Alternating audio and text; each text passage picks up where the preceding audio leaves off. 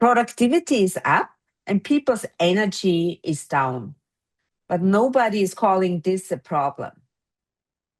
Now, in manufacturing, we track output, scrap, downtime, efficiency, but we don't really track exhaustion.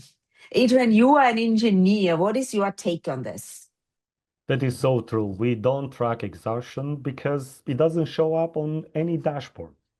It doesn't mean that exhaustion is not real. It shows up as mistakes, irritability, sick days, and sadly, people quietly checking out. They are physically present, but mentally they are somewhere else.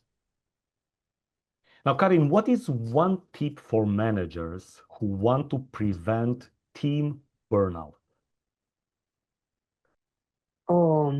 I would say making priorities visible and realistic.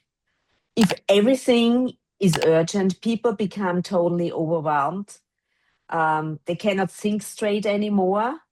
And it really does not benefit the company as a whole, and most definitely not the customer of this company.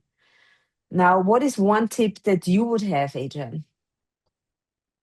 I would say reward self-reflection and critical thinking more than working long hours. Being at work too long doesn't necessarily make you productive.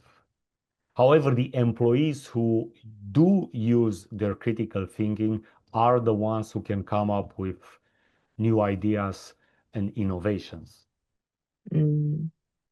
Yeah, so true. We have all the same amount of time during a day, and it really matters how this time is used, and time for reflection and really thinking about how to make things better is tremendously beneficial.